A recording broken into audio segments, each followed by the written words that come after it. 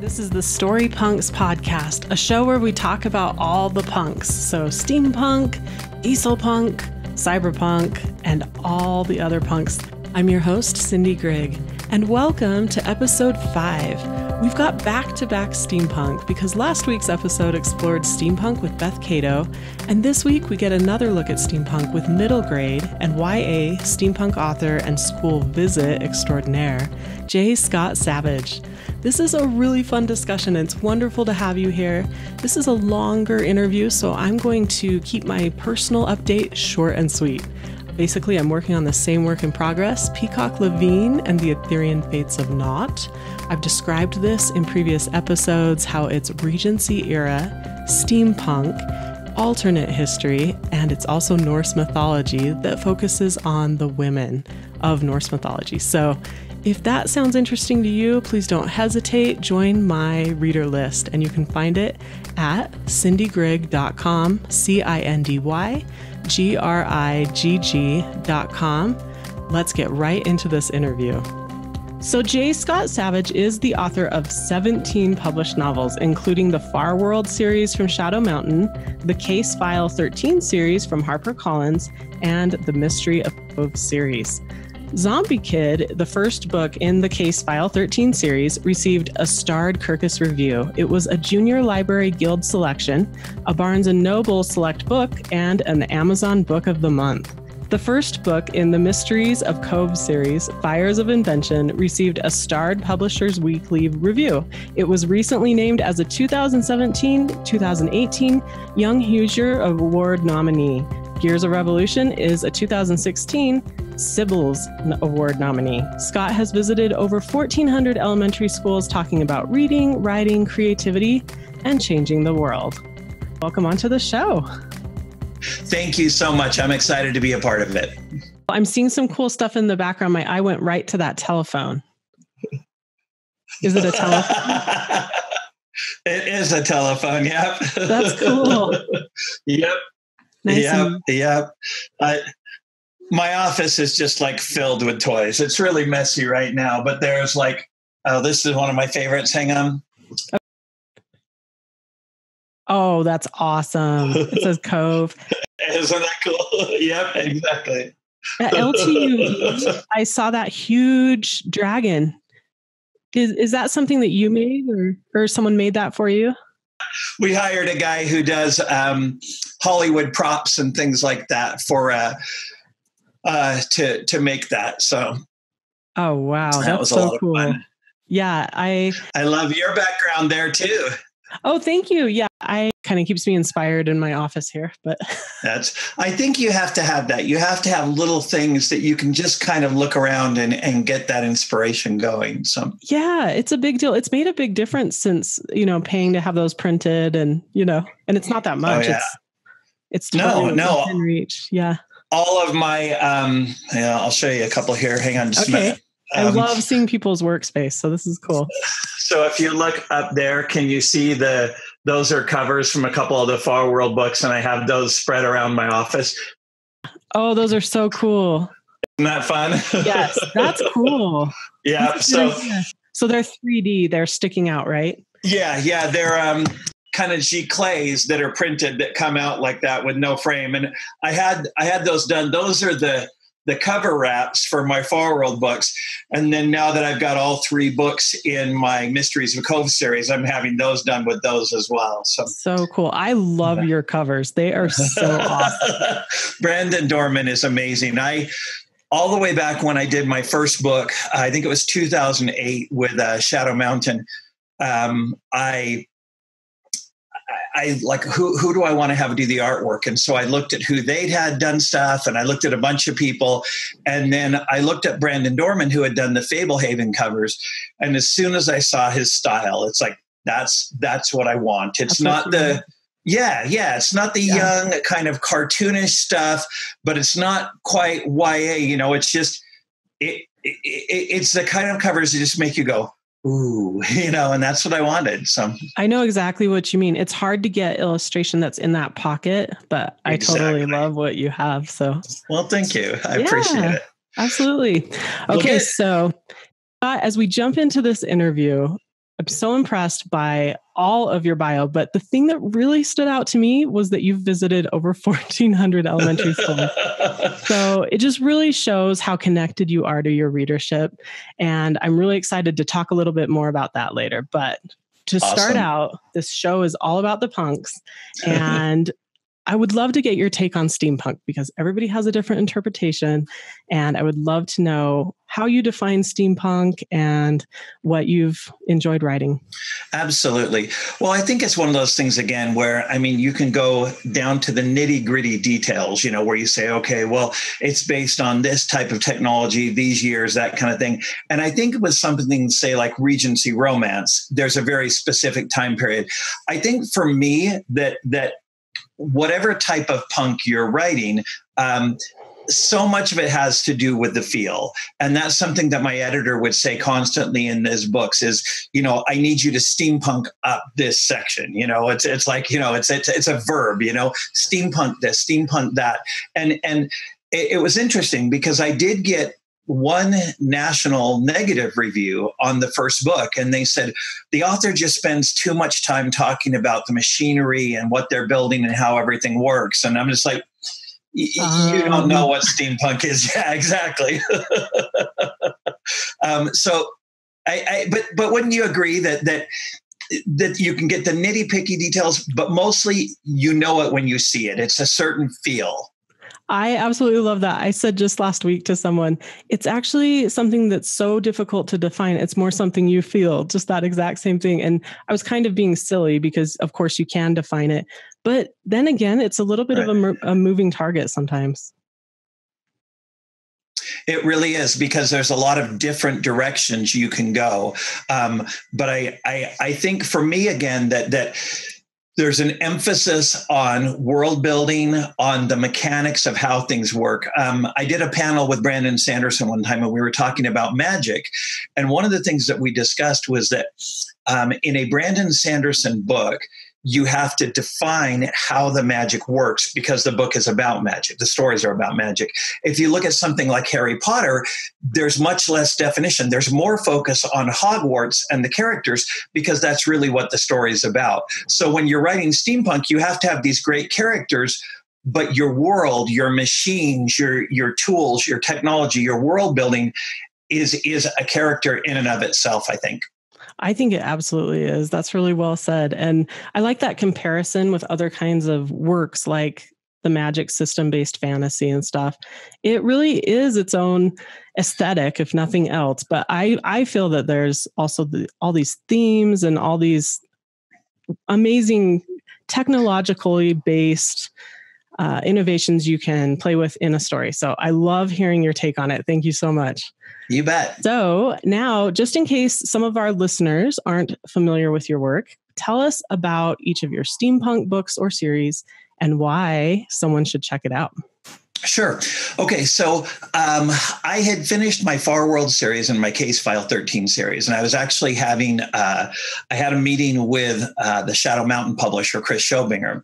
And I said, Chris, what are you looking for? What would you like to see in the next series? And he said, I wish I could tell you exactly what I want, but I'm looking for something that I can say, this is what the story is about, something that I can really market and focus on. And so in my mind, I was looking for kind of that image. Well, that night, my wife and I went to go see the musical Wicked in New York. And it was the first time I'd seen it. And I walked in the theater. And of course, the first thing my eyes went to was, here's this huge mechanical dragon right up above the stage, and it was just the light bulb went on. And so at that point, it was like, I want to write a story about kids building a mechanical dragon. That was the very first image that I started with. And then as I started to research it and started to have these pieces come together, I realized that they were going to be living in a world where creativity was banned. That basically they live in a city called Cove that's been sealed inside of a mountain for 150 years. And in the city of Cove, all creativity is against the law. And yet Trenton is creative. So in his heart, he sees machinery and he sees ways to improve it and add upon it. The very first scene, he's turning this huge gear connected to a power station into a swing to impress a girl, and that was these images that came together. Well, once you look at that and you say, what genre am I writing? Immediately it's steampunk. That's the one thing that fits. Now, it was interesting because at the time, and I think we'll probably talk about this later, but at the time when we pitched it, there were several publishers who said, I really don't think that middle grade and steampunk go together that well, which was interesting. Since that period of time, in the 3 years since then, I could literally name dozens of middle grade steampunk novels that have come out. So then the next piece of it was kind of a weird twist. It's not something that you put with steampunk normally. So steampunk, is going to be submarines and blimps and cool machinery. Well, the piece that we added was dragons. So steampunk plus dragons. And it was so fun to see that connection. When we went out to BEA and ALA and these other big conferences, people would just line up and they'd go, as soon as I saw steampunk plus dragons, I'm like, I have to read this. So that's the series. Yeah. That's an awesome hook. Yep. Thank you. So yes, so Mysteries of Cove, and that first scene that you just mentioned, it really is a good one. When I first I listened to all my reading now. Oh, yeah. So when I was listening to it, I was walking on the trail and I was like, no way, this is so to me, it was one of the most quintessential steampunk beginnings because he was literally on a gear.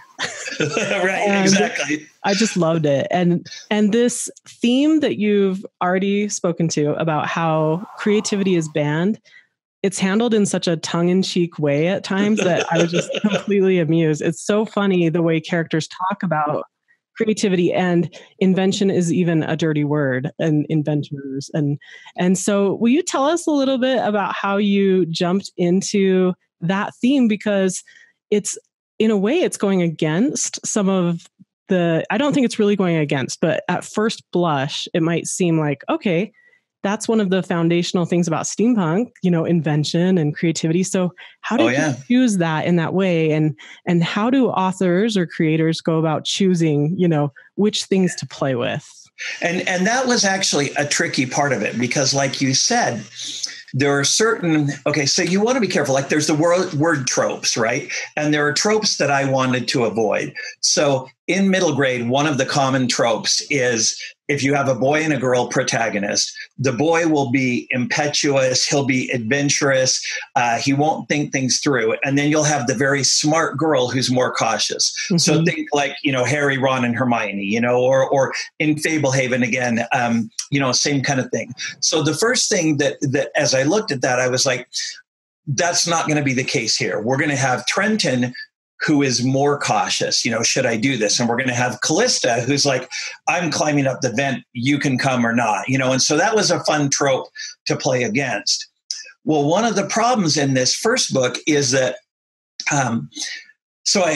going back to where the idea kind of came from, I have a nephew named Trenton, and Trenton he's the one I named the male character after. He's super creative, like all the time, just doing these amazing things, but he's also in trouble all the time, and I think sometimes the two go hand in hand. I know for me, being creative got me in trouble as often as it got me, recognition. Mm-hmm. And so that was the first concept, is what if creativity was against the law? Well, the problem you have then is steampunk is all about, or not all about, but mostly it's what kind of cool technology. How can I make a computer powered by steam? How can I make all this modern, awesome, again, kind of like with magic, how can I make all these magic things? How can I make all these these cool steampunk inventions? Well, because creativity had been banned there, we've got everything powered by steam, but technology has not advanced. And so I had to look at that constantly and say, how am I going to deal with this? And in a way, when I was able to, not to give too much spoilers, there are 3 books in the series, but when I was able to get out of that limitation, in the second book, I could go crazy with all kinds of cool steampunk inventions and machinery and tools and battles. But it was also important because the theme all the way through the book is Trenton loves technology. He loves machines. That's what's in his heart. The smell of the steam or the coal and the sound of things. He just loves that. Well, his mother is very anti-machinery. She blames technology and machinery for where they're at, that they're stuck inside this mountain. And it's not that she's a bad mother. She's looking out for him, but her way of protecting him is to try to keep him from what he loves, to keep him from this machinery. And so all the way through, from the beginning, hopefully, I feel what I tried to do is all the way through the end of the trilogy, you go back and forth on, is creativity / technology good or bad? And the truth is it can be both. So even as you're coming back through, again, I don't want to give too much away, but what has happened to the outside world can be credited or blamed on creativity and technology. So that was it was the theme I wanted to go through all the way. And when I visit the schools, you mentioned that I visited, I think it's over 1,500 schools now. So I visited a lot of schools. Usually there's a message, and the message with the Mysteries of Cove series, the big message is, I can change the world through creativity. That's ultimately the message that we've got there. That is just beautiful. And as someone who's already going through your first book, so Fires of Invention, I loved how sensory it was, because sometimes it's very visual. The steampunk books tend to be really visual, but you were talking about the smell and you were talking about the sounds. And that's something I really noticed that through Trenton's eyes. So that was really, really cool.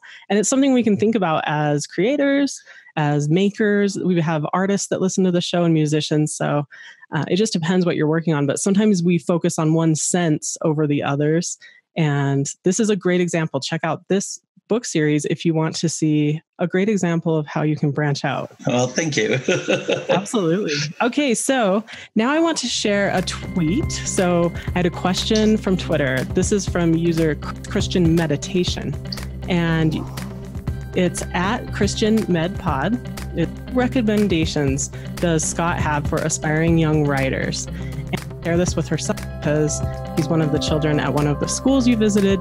So it just really goes to show how connected you are to your audience. And I thought that was really cool. Well, thank you. And for me, that's a big deal. I talked recently about touring it sounds glamorous, and it is. It's my reward. I've written this book. Now I get to go meet the kids who love books and everything like that. It's also very, very tiring. It's very exhausting. It's 8 weeks where I'm doing my day job on the road, plus visiting typically 4 schools a day, and maybe doing edits, working on things. So it is exhausting, but it's those kinds of emails and those kind of messages, where kids say, hey, you inspired me. Here's this book that I started, the day after you came to my school, or the kids who say, it's because of you that I love reading, or I started reading. Those are the things that just kind of melt your heart. So anyhow, I really appreciate the comment. So I have 3 pieces of advice that I give to young writers. And the first one is pretty obvious, I think, is read. Anytime I hear someone who says, well, I don't really read this genre, or maybe I don't read at all, but I want to write it, I cringe. How do you do that? How are you a painter without appreciating paintings, or a sculptor, and so as an author, I think you have to read. I think that's a requirement. And if you're gonna write steampunk, you better have done your research and read steampunk. If you're going to write middle grade, that kind of thing. So number 1, read a lot, but especially read the types of genres that you're going to write. Number 2, which goes hand in hand, is obviously, and let me even go back to that reading. I think one of the things that you need to do as an author is not just read for pleasure, but also read and analyze. So if there's a scene in a book that you really love, go back and look at that scene and say, why do I love that? Why did that work? You talked about the first chapter of the first Mysteries of Cove book. And I had someone who came up and she goes, so you taught this class and you taught about layering in scenes and how do you try to accomplish different things. And she's like, I thought I understood what you meant until I read your first chapter. And I was like, oh my gosh, and that made me really happy because I was trying to accomplish a lot of things there. I want to tell you, without stopping the story, that this is a steampunk novel with a main character who lives in a world where creativity is against the law, but he is creative, and we live inside of a mountain. And so how do you get all those layers through? So it's great to read a chapter that really works for you and say, what did the author do here? How can I do that? So the second one is obviously right. The more you write, I don't care. I don't care if you finish things. I don't care if you write poetry, short stories, whatever, but get your brain trained to write. And then the third thing for me, I actually use this line in the second book of the Mysteries of Cove series, and I credit it to Callista's father. But he gives her advice. He says, give yourself permission to fail. And I actually had written nothing but adult books, mysteries, thrillers, that kind of thing. And my good friend James Dashner, who wrote the Maze Runner series, he and I have both been friends since we started writing. And he called me and he was all excited about a contract that he'd signed prior to Maze Runner. And it was with Shadow Mountain, who this series is through. And there was part of me that was super excited for him. And there was part of me that was like, oh, wow, I wish I wrote kids' books and fantasies, but I knew I couldn't. Well, I had this idea in my head, and that night I was at a hotel, and it was 2:30 in the morning, and this idea, as a writer, where it's like you hear the voices, and you need to put it on paper. But I'm like, I can't do that. I know that I can't write fantasy. I know I can't write kids, books, middle grade, that area.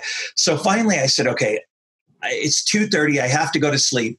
I will prove to myself that I can't write this. So I sat down. And I started writing what would be the first chapter of Waterkeep. And I'm just doing my thing. I'm writing. And, at a certain point, I look over on the desk of this. I was in a hotel and there was a little line across the desk. And I looked and I'm like, what is that? And it was light. And I'm kind of putting my hand through going, where is this light coming from? And I turn around and behind me, the curtains are cracked about an inch. And it was the sun shining through and it was 7:30. And I'd written 5,000 words, And so. Because you can't write. Because I couldn't. That's exactly it. Yeah.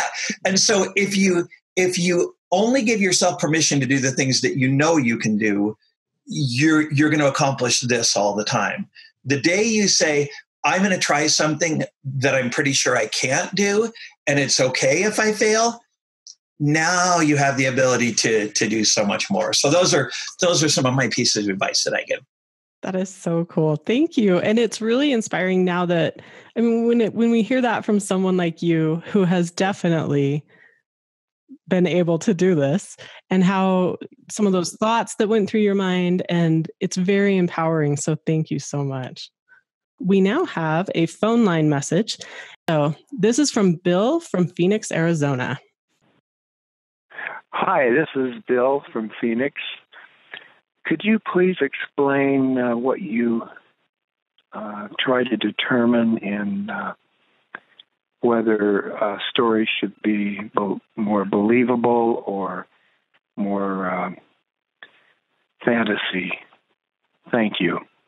Okay, that's a great question. I think right away, one of the things that you have to get rid of in that question is that fantasy has to be believable. And what I mean by that is, so if you've seen The Matrix, in The Matrix, there's a rule that is established early on that says that you can get in and out of the Matrix using a telephone. But cell phones don't work, which they have. Not all landlines work. You've got to go to around the block, go up 3 stories, go to apartment 3B and use that phone, right? And if that phone gets destroyed, you have to go find a different phone. We never learn why that is, but the rule is established, and so we believe it, and they stick to the rule. And so I think the first thing that you have to look at is whether you're writing fantasy or realistic fiction or nonfiction or whatever, is it does need to be believable. You need to have the reader. They talk about suspension of disbelief, and I really think it's a different level of believing in the story itself. It's not just that you just don't believe. It's that you're buying into the story. So with that in mind, then the second thing that you have to look at is how do you focus on certain things to make other things accepted? So, for example, I had one of my sons reading the first Mysteries of Cove book when it was in beta, before I'd given it to the publisher. And he said, okay, so I don't believe this particular part of it. And it made me smile because it's like, I love the fact that you do believe that these kids can build a 30-foot tall steam-powered dragon that flies and breathes fire, and you don't believe this little thing, That's so awesome. Yeah, it is. And that's, as steampunk readers and writers, we accept all kinds of things that we know realistically that probably wouldn't work, but we accept it, Yeah. And I think that the way that you make that happen is you make the rest of the things work. So here on the one hand, I've got this 30-foot tall metal dragon that flies and that kids are controlling with these hand controls and everything. But at the same time, I'm researching things like aquaponics, like what technology was available when they closed the mountain. They don't have wristwatches because wristwatches hadn't come out until World War I, okay?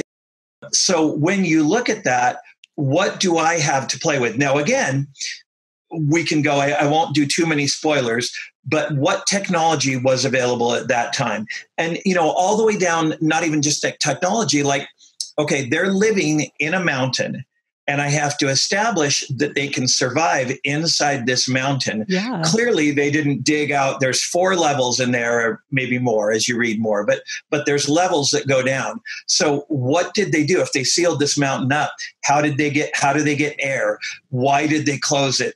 Where does dirt go? I had a great question. I was doing a school visit last week, and one of the questions from one of the kids was, what do they do with dead bodies in this, in Cove? And so, again, I explained to them about how the whole process worked.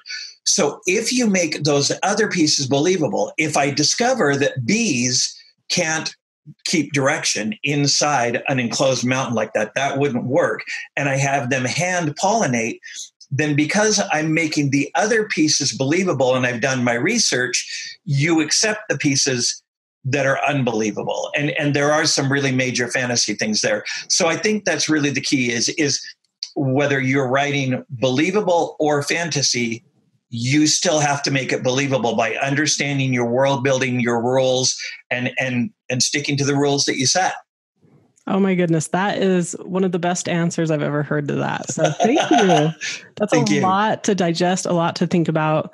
Might even need a re-listen for those of you that are working on something, because that balance between the believable and the stuff that is so fun and so fantastical, it's an important balance. So, and you need that fantastical stuff. Again, if you're writing fantasy it up. Give me these cool creatures and the magic and all that. If you're writing steampunk, you really can't be too steampunky, so give us that fun stuff along with, the believable research and everything that you've done. I totally agree. Okay. So throughout this whole interview, I've talked about your school visits, and I just wonder if you could give us a little more perspective on that, because a lot of authors have never jumped into that.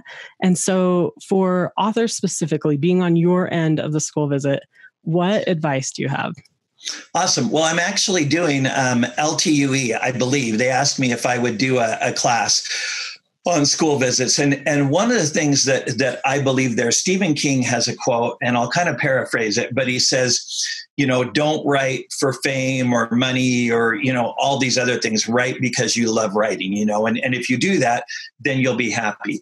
And that's the first thing that I tell people in school visits is, if you're going to do a school visit because you've heard that's a great way to sell books, step back for a minute, because it is hard. It is expensive. I mean, the only reason that I can do like this 9-week tour is because I have a publisher who's paying for, airline tickets and rental cars and posters and bookmarks.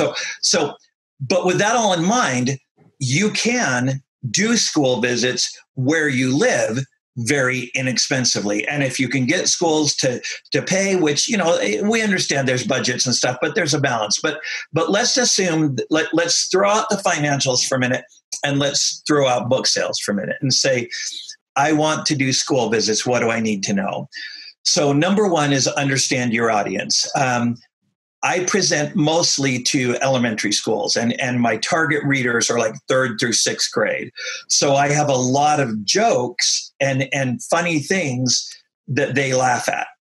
If I do that exact same presentation, so let's say that was 3rd through 6th, right? If I take that same presentation to 6th and 7th graders, not only will the 7th graders not laugh, but the 6th graders won't laugh anymore either, because they're kind of too cool for school. Yeah. So no, it's not that you can't present to junior high or high school, but it's a different level. They don't want the silly questions. They still want to be entertained and they want to have fun. But that's the first thing, is understand your audience. Is it a full assembly where, bam, you've got to be on continually? Is it a creative writing class where you're really kind of back and forth? So number one, understand your audience. For me, I do assemblies. And so typically I'll have, let's say maybe 200 to 500 kids in an auditorium. And I'm going to be there with them by the time they get in, get seated and leave, about an hour. So I look at that and say, I have this school entrusting me with 500 student hours. How am I going to make it worthwhile? Okay. I don't do readings. Okay. So I don't come in and read my book. That's not going to hold their attention. I don't come in and I will do a Q&A afterwards, but I want to come in with 3 things. One is, what's my big message? Number 2, what do I leave for teachers? What can teachers use in the classroom when I get done? And then number 3, which is actually what pays for the tour, is, can I get the kids excited about wanting to read and buy my book? And those are the 3 things that I focus on. So my big message, when I did Forworld, it was find your magic. And it was about, I would tell stories about, here are 3 kids who started out in some pretty rough circumstances and discovered what their inner magic was. With Mysteries of Cove, I talk about kids who changed the world. Alexandra Scott, who started Alex's Lemonade Stand, that, was a 4-year-old girl diagnosed with cancer who opened a lemonade stand. And since she opened her first lemonade stand, Alex's Lemonade Stand has raised $100 million to help cure childhood cancer. So we talk about, just how ideas can grow and how little ideas are what change the world. So that's the kind of big message that we focus on. And we come back to that at the end, where the kids all shout, through creativity, I can change the world, and so that's really fun. And then the second thing is, teachers told me when I first talked to teachers about doing assemblies, they said, one of the problems we have is that you can ask kids to write a story, and some of them, bam, they've got their pencil, they're just going crazy. And other kids, you might as well give them a hammer and nails and say, build a house. And so what we do is how to come up with a great story idea in less than 5 minutes, and so we have a kid come up who's our hero, and we have a kid who comes up with some crazy goal, they've got to find the rainbow pooping unicorn, and then we have obstacles, and each of the kids comes up with these, crazy obstacles that we have to get past. And then we have consequences of success and failure. And when we get done, we've come up with this great story. And I asked them, I'm like, how many of you would like to read that story? And they're all, yeah. And I say, well, who made up that story? And they're all, you did. And I'm like, really? I did not. Yeah. Wow. And so it's so fun to turn it around and go, no, that was your hero. That was your goals. That was your obstacles. That was your consequences. You guys made up that story that you all want to read. So that's the second part. And then we talk about, we start by talking about, this is a story of a boy and a girl, and they live inside of a mountain. And so all those things tie together. And so I really think that you have to have those 3 pieces. Is how am I going to present my story, my book, in the context of the assembly that I'm doing? What is the message of my story? If you're doing younger again, what am I going to leave for the teachers, and what's the big message? If I do a junior high or a high school, I gloss over some of that stuff more. We still talk about the kids. We still make up a story, which they have as a ball. But the interesting thing is, when we do that story, the obstacles and the goals may be very, very different. They may be much more real world. And when I talk to them about a hero, I explain, why do we care about your hero? What are their motives? What are they doing to show us that we like them? So I try to level it for the different groups. But anyhow, that's so anybody that, when I first asked this question, thought, okay, so it's just showing up and winging it. That's not...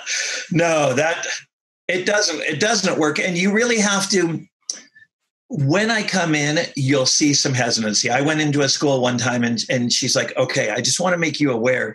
The last time we did an author assembly, it was totally out of the control. A window got broken. One of the kids was throwing something, and they lost the kids. And you can't do that. I can feel where I need to get, if it's Monday morning and it's 8:00 and, the kids aren't really laughing, I need to get bigger and I need to, play up all of my jokes and stuff and pull them in.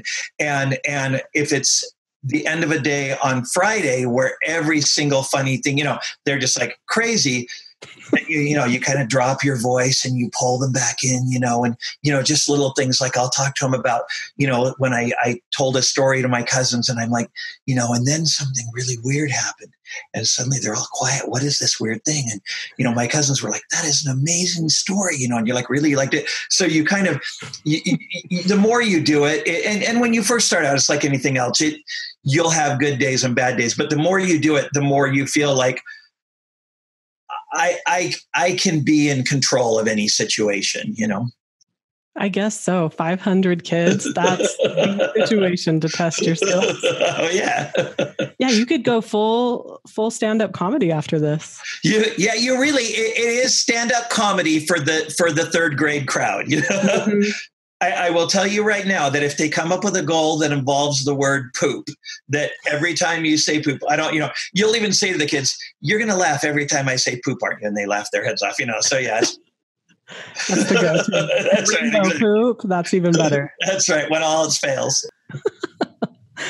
One last question for Scott. Sure. Some people feel like the time for steampunk has passed, but you just released a book in 2017, and please let us know what you think as far as the popularity, but also regardless of popularity, why does the world still need steampunk? Okay, so the very first thing that I would say is I think if anything, now we have different audiences. So, like again, we talked about Sanderson. There is a narrow group of people that know Brandon Sanderson, and it's getting a lot wider, but they're very voracious. They're going to read everything he writes and they just love him to death. Right. And so, even if he's not, and I think again, as movies come out and stuff, there'll be more and more people that discover him and how amazing he is, but he writes a very specific type of epic story, which again, I guess I can't say that because he's done middle grade and YA and stuff too. But going back to the steampunk side of things, the feel of creating and writing, Barnes and Noble just in the last couple of years have started doing maker fairs. Okay. So what we had these steampunk fanatics who have known what steampunk is for a long time. Those of us who have read all these steampunk books and we watch it and we go to the cons and everything like that. I think for kids, just in the last, really the only steampunk younger reader type series that I had heard of when I wrote my series was Scott Westerfeld's, the Leviathan series. Okay. And in the 3 years since mine came out, in fact, I was just at a school last week and an author came up and said, hey, I've got a contract, and I'm writing this book and it's a steampunk book about, a place where creativity is bad. And I'm like, whoa, but I love that, that's a great story. And he had a cool cover. And I said, yeah, let me know. I'd be happy to blurb it for you and that kind of thing. And that was traditionally published, good sized publisher, not a big five, but a solid, mid-level publisher. So I'm seeing that a lot more. And I'm also seeing that when I do school visits, that there are teens and elementary school kids who are going, ooh, is that a steampunk dragon? And they're using the word steampunk, which I don't think that elementary school kids say 10 years ago, would, for the most part, most of them would not have known the word steampunk. So I believe it's exactly the opposite. I think that steampunk is picking up momentum. I think that schools are focusing on STEM, and that builders and makers and everything like that fit in really well there. So that technology, I mean, honestly, Minecraft recently released a steampunk module, you know, so you could do all the gears and everything like that. So maybe I'm wrong. I mean, you never know, but I think that steampunk is gaining momentum with groups of people that didn't know it in the past. I think it's getting a broader base. If we have kids in elementary schools now who know what steampunk is, I think you're going to see more stories. And I had someone say to me, I can't remember who it was, but it was somebody, you know, really respected in the publishing industry, who said, I think honestly that we are one steampunk movie away, one successful steampunk movie away from really having steampunk break out. And I believe that too. I do too, because if you think about it, there's not some really iconic steampunk movie. There are steampunk movies, but right. Or they'll have elements of it, like right.